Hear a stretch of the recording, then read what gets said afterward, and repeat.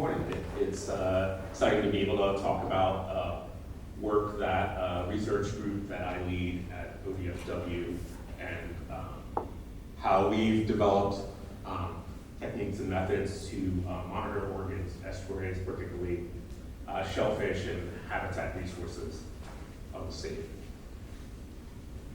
So the project I run is the SECRE project, which is an acronym for the Shellfish and Estuary Assessment of Coastal Oregon. We have an overall mandate to generate baseline data on bay clam populations and habitats. And so much of our data that comes from our project includes things such as population patterns for bay clams, estuary and habitat mapping, tracking changes in shellfish and habitat resources, and public outreach, with an overall goal to provide the best available data to ODFW and the state to better manage our estuarine resources. To date, we have visited 6 estuaries. I highlighted here on the right Tillamook Bay, since some of the information I'll share is some of our recent data in Tillamook Bay. It is also one of the first bays we've had the opportunity to revisit using the SECRE team to look at changes that have happened in the last 10 to 12 years. And so when I talk about bay clams, I'm talking about essentially the 4 major bay clam species that are the focus of recreational and commercial fisheries in the state. So these include cockles, butter clams, gaper clams, and native lure. And so for our bay clam population monitoring approach, we look at a whole estuary scale. And so this map here in the center is from our Tillamook Bay study in 2010, and it shows essentially the intertidal and subtidal areas that were surveyed during that study. So we have 2 basic types of sampling that we do. We do sampling at sites that are just for habitat data. And so, and I have an example map here on the left that shows native eelgrass distribution from that survey. And then we have a number of other sites which are randomized throughout the intertidal and subtidal areas to both collect that same type of habitat data, but also collect the shellfish populations at those locations to essentially be able to describe the patterns in those populations that exist there. And although earlier I talked primarily about the bay clams, and that will be the focus of things that I'll talk about, we also take measurements on any shellfish that we collect during these surveys.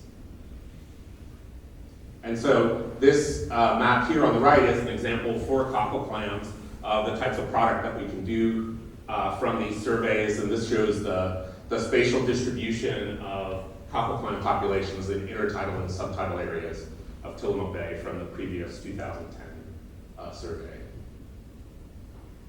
And so the information I'll present today is from our recent revisit of Tillamook Bay, which is the first of several years in that bay, in which we're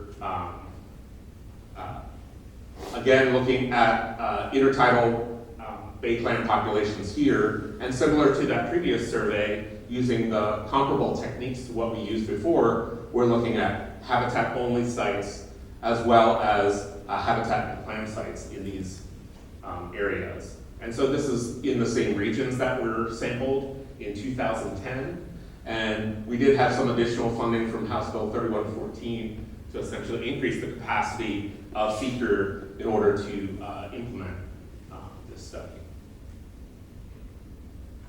And so one of the things that we can do now that we've revisited some of these same areas is look at whether there have been some changes in population distribution over time. So for these 3 areas that we surveyed this year, I've added on the cockle distribution from 2010, and then if we overlay essentially the population data that we collected this year, hope you can see that there have been some shifts in kind of the locations of where we find the cockles, and then actually we see a much more broader distribution of these species. And we can look at not just the distribution itself, but also look at the actual standing stock in terms of biomass between the two time periods. And not only is this increase in distribution of cockles, but there's also an overall increase in biomass of the species in these intertidal areas. And so we can look at all of these different bay plant species, and you see that there's a mix of increases in two species, decreases in one species, and then for native littlebacks, no change between those decades. And so we can look at some kind of what are these decadal shifts in the clam populations in these systems. A second component of the study is estuarine habitat mapping, and so these are examples of habitat maps that were produced from our 2010 to 2012 survey for eelgrass and sediment classes. And there are lots of broad users for this. So DFW uses this to manage our clam fisheries in the bay, as well as better understand clam habitat associations. And there's a broad spectrum of federal, state, and local governments and scientists that use this data for things like permit reviews, planners, and for example, here in Yaquina Bay, a large amount of the previous seeker survey in Yaquina Bay is being used as part of the update for the Yaquina Bay estuarine management plan. And so we can do a similar type of looking at changes in spatial distribution. In this case, we're looking at native eelgrass, Zostera marina in Tillamook Bay. And so this was the distribution that we found in 2010. And then if we overlay what we saw this year, some of the key things to see is that there have been some spatial shifts in the distribution that have been apparent since the previous survey. And there's been a general expansion of eelgrass in this location. And this contrasts greatly with what we found in a couple of other Oregon estuaries, such as in South Slough and Coos Bay, as well as in Yaquina Bay, where we've seen a general decrease in eelgrass. However, one of the challenges we have for resources like eelgrass is that there are some temporal limitations to how we do our surveys, in that they tend to be decadal changes, and so we have these snapshots every 10 years.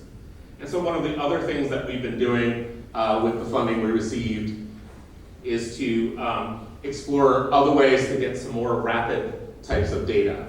And so one of these ways that we've done this is using uncrewed aircraft system, or UAS, to do some rapid imagery of some of these areas. And so the current study we have ongoing in Tillamook Bay is a focus on 5 regions of the bay, where we had no eelgrass beds from previous studies, as well as an area that was a subject of a recent aquaculture permit. And so this is an example of one of the images, and so this was a single flight on a single tide that we will do for this tide flat in the northeastern portion of Tillamook Bay. And if you zoom in that blue area, you can see that we can identify several different types of habitat types. So we can see both continuous dense eelgrass, as well as patchy eelgrass, areas of macroalgae, as well as unvegetated areas of this. And so we're still post-processing this imagery for classifying eelgrass habitat, and then we're also going to be repeating these surveys in this upcoming year to then look at some interannual changes in eelgrass that we can observe during this time frame. And although I can't show you kind of the classified eelgrass from this year, just it's instructive to look at what we've done in some previous estuaries, looking at the same type of year-to-year variation in the eelgrass. So one of the places we've done this is in Netarts Bay, which is also on the north coast of Oregon, but just south of Tillamook Bay. And this shows essentially classified habitat in flights that were done in 2016 to 2017 in the same 2.5 acre area. So we were able to classify 3 different habitat types, 2 macroalgae types, as well as eelgrass. And then you can see that there are some shifts that you can see even in a single year. So obviously these types of shifts are ones that we can't detect with our regular kind of field survey. And so this approach allows us to generate some finer resolution habitat maps to better track the spatial temporal dynamics of eelgrass within the timeframes that are relevant for the biology of these species. And it also can be a rapid response tool for emerging natural resource issues that we can utilize this type of tool for. So in summary, kind of the investment has helped build the expertise and infrastructure for ODFW Marine Resources Program to monitor estuarine shellfish and habitat. And that the types of data that are being produced by the project provides insights on the decadal scale changes to bivalves and estuarine habitats within Oregon estuaries. And these are important data sets needed to quantify baselines and identify whether changes related to environmental factors such as ocean acidification or climate change are within or greater than outside of the background noise that's naturally occurring within these populations. And then finally, we're investing in and developing newer technologies that are permitting us to increase the spatial temporal resolution of the habitat mapping component of that. Unfortunately, we have not been able to use the UAS to help with any of the bivalve component of the study, but it has been a very effective tool looking at important habitat types such as eelgrass. And with that, I'll take any questions here.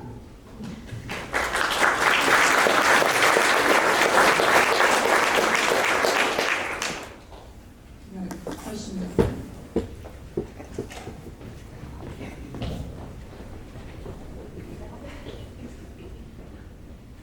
What's the error, language margin of error for your monitor for eelgrass? Is it like meter, like how accurate can you get with remote viewing? Could you restate, were you thinking of the field surveys or the UAS surveys? Both.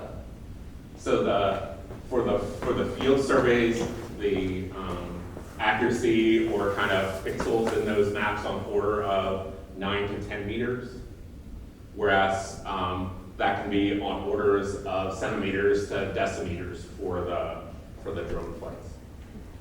Oh, that's interesting. So it's the opposite of what I was thinking. I thought the field surveys would be more accurate than the drone surveys, but you're saying the opposite is true. Yeah, it's misleading when you look at very large areas and lots of points when a lot of those points are separated by like 100 meters. Gotcha. In distance. Thank you.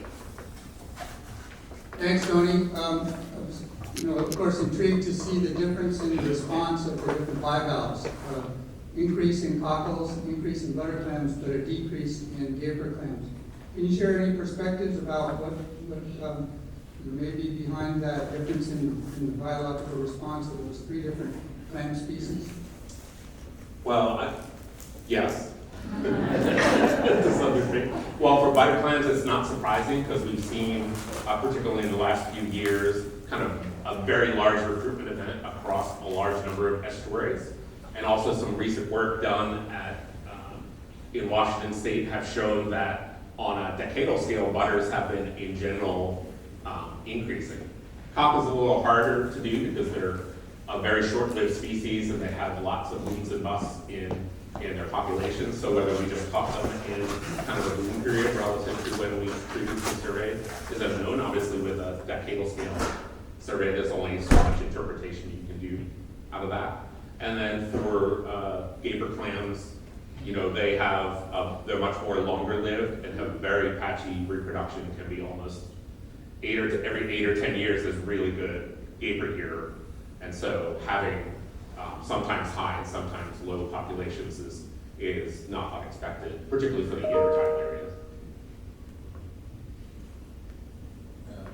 Tony, Alex Anderson with Department of Agriculture.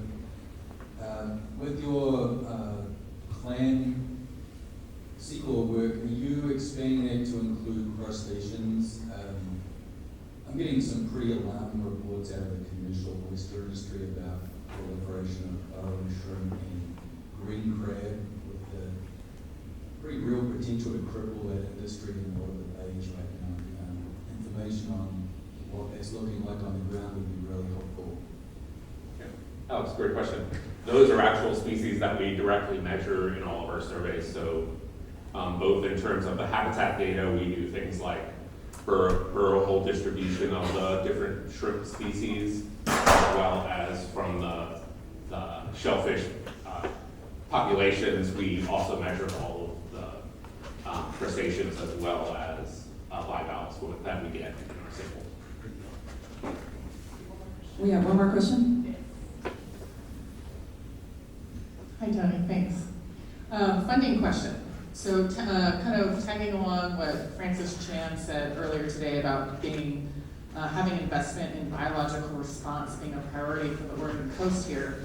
Of your shellfish that you're managing, what would be your priorities? Given that we're starting to invest in Dungeness crab already, do you have kind of a priority list for that? Or is it more a development or an investment in these technologies like UAS? I think it's more twofold, because obviously the new technologies are very promising in what they can generate on a fairly short time. They do require a certain amount of expertise to post-process and work with that data. But I think that we also need kind of an investment in our core field teams, because obviously we're doing it at a decade scale, and that's primarily based on, the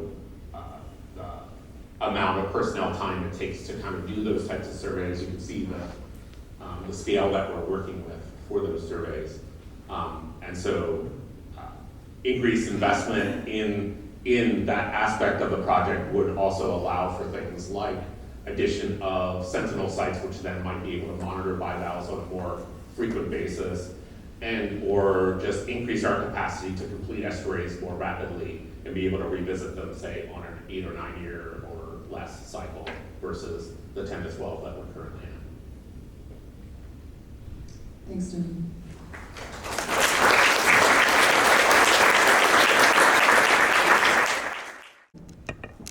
Oh yeah, I did already. Let me share again.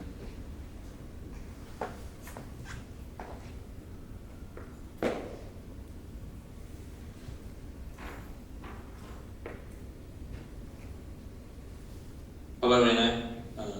Can you see my screen?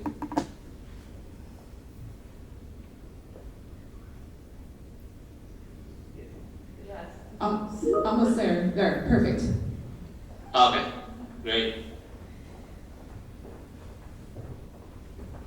Yeah, thanks, Jenny. Let me start with this. So yeah, today I'm gonna present the general overview of our project plan, which is involved in the mostly modeling, and then also the progress that has been completed so far from our project. So this project was funded by Oregon Ocean Science Fast to Salesi Modeling Center, University of Washington Tacoma. So first of all, I would like to thank to our project partner, including the University of Oregon, SSNR, and City Glassy for their support. And this project just got started in October, so we are still in the initial stages. So the eelgrass has been known to be very essential for our society and ecosystem. A growing number of studies has been found that estuary seagrass has local effect on carbonate chemistry, including the native Pacific Northwest eelgrass, Zostera marina. However, the importance of seagrass mitigation of on ocean acidification and hypoxia at the scale at which mitigation can be realized are still unknown. So it is particularly critical to understand how mitigation by seagrass translate at the estuary-wide scale under variable environmental condition.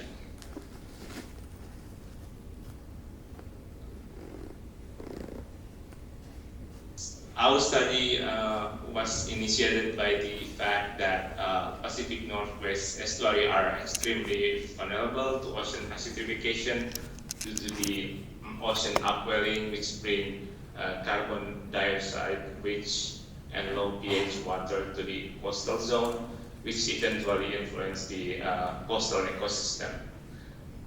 This region has given us urgency in It's a small little room, it's only about 50 square feet, but it is located in a place where we're able to pull water in situ from the bay, but also bring water up into the room.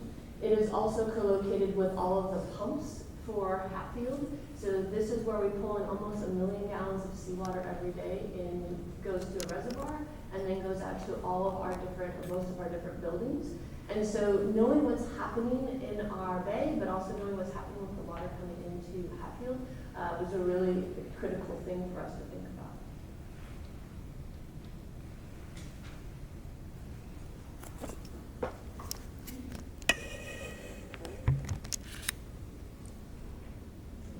Having fun. I should know this system. I'm in this room all the time. All right. So the capital funds were able to give us that 50 square foot room that's in the corner there. We have a separate entrance, so that gives us control over security of who comes in and out of that space. And then we have this hole in the floor, very small little hole in the floor. It's about 32 inches by 12 inches wide. But what we do in that room and under that room is where we're going to go with the funding that we got from the hospital. All right, so we started working with stakeholders and community partners in the spring of 2021 to figure out what parameters we wanted to monitor and what pieces of equipment we wanted to put into this space. We decided to select some instruments that are meeting research standards, but are also used up and down the coast. So these are the core instruments that will be in this climate monitoring station. Many folks in the room are very familiar with these, and so I will do my best to talk about them, but there are others that know more. We are putting in YSI XO, which will replace the YSI 600 series that EPA has been monitoring out at the pump house for many years. The XO is going to collect pH, DO, turbidity, temperature, conductivity, and locality. By replacing the old YSI with the new YSI, that allows us to crosswalk over to a new data set, so we're excited to be able to do that. We also worked with Seabird and had several pieces of equipment donated to us, and we're excited about those. So Seabird has donated a CFOX, actually 2 of them. And the CFOX monitors pH and optical DO. We also have the SUNA, which will give us nitrates, and the Eco Triplet, which will give us estimations of chlorophyll A and of CDOM. We also have the Berkolator, and Burke is in the booth, so I can defer to him if you have questions about that. But as folks know, the Berkolator is definitely that piece of equipment that we need to be able to collect the information to monitor our ocean acidification. It collects PCO2 and total CO2, temperature, and salinity, and allows us to figure out the saturation state. All of these pieces of equipment will help us create a long-term, accurate, and reliable data set. And because many of these pieces of equipment we have in duplicate, we'll have one in the water and one on the shelf. So if one goes down, we'll be able to put one back up pretty quickly, and we won't have data gaps, which is also something we're really thinking about and wanting to make sure that we were ready for. So, with new design comes new challenges. Our old building sat on a whole bunch of old wooden pilings. On those wooden pilings, we were able to have a PVC well that the instrumentations would slide in and out of and protect it. Once we built the new pier, this new pier is built on concrete piles, and there's a lot less of them. And where the hole in the floor was not our choice. It was chosen by what the engineers felt that we could put a hole that size. So that meant we lost the well to anchor to the pilings to be able to put our instrumentation in. So we're getting creative, and everybody can kind of weigh in on this. But what we're working on is we're using a system that's similar to what EPA is using up in Tillamook, and we'll have these synthetic lines that are weighted and go down to the bottom, and then the instrumentation package will slide up and down these linear lines. What you're seeing on the screen up there on the far side is basically an outer cage and an inner cage. The instrumentation packet sits in that inner cage. We'll be able to pull the entire unit up with winches in the room, and then the instrumentation package will separate and come into the room, and that is the piece that we'll have into the space. That is our attempt to deal with that small little hole that I was talking about, is so that the cage doesn't need to come into the room. You'll also notice that there are 8 lines going up and down, and that's because I haven't talked yet about the other thing that we're doing in the climate monitoring station, is we'll have a sled that can hold test instruments. So the stuff we've been talking about is the core instrumentation that'll always be there and the things that we maintain, but we'll have this space where folks can come and test new pieces of equipment. They'll be able to have it in parallel with the instrumentation that we have in the water, so that if you are a student and you've developed a new way to figure out what temperature is, you'll be able to put it down and put it in parallel with what we've got in the water. The other thing we can do is be able to put instrumentation for going out on a cruise into the system here, and then train students on how to use that. So basically it's an empty, open spot for us to play with. Okay, so when we were working with our stakeholders, we also talked a lot about who might use this type of data, and we identified these 4 different groups: researchers, resource managers, recreational and commercial users of the bay, and the general public. But in recognizing our users, we recognize that we also need to serve that data in different ways to be able to address their particular needs. So we designed not only the instrumentation package, but a back-end robust IT structure that would allow us to serve the data in many different ways. We also set this up to be very modular, so that as new instrumentation became available, we'd be able to unplug something and plug something else in. So that sled is designed to be able to tear things off and put things back in pretty easily. Really making sure that we have that flexibility. We also wanted to make sure that we have room to grow, so that this IT infrastructure is set up to support the existing climate monitoring station we're building, but possibly to support remote sites around the Bay as well. The other thing that we're doing is building a ocean health exhibit in our visitor center. And so this is that public interaction piece that we were talking about, and we've been working with many folks in this room to develop that. I was hoping to show you some draft panels that we're putting out there, but they're not quite ready yet, but we're working on it. The idea is that the public also needs to understand and increase conversation around climate change effects on oceans and estuaries, and to improve visitors' literacy around data visualization. All of this is not possible without partnerships, like the piece of equipment on the screen. All of those things need to work together in order for this instrument to work. And in this room is many, many, many partners that are a part of this project. We also wanted to leverage existing platforms, so we didn't have to build everything from the beginning. So we will be using Nanus to host and display our visual data. And then the other thing is that Hatfield is building this climate monitoring station into its core infrastructure. So that means it's no longer dependent on soft funding. It is part of who we are and what we'll be able to do moving forward. And I'm looking at Bob. Bob is going to say yes. To our funding model. And so that really alleviates some of the stresses that we've had to make sure that this data is long-term, it's available, and it's stable and robust. And I am well out of time.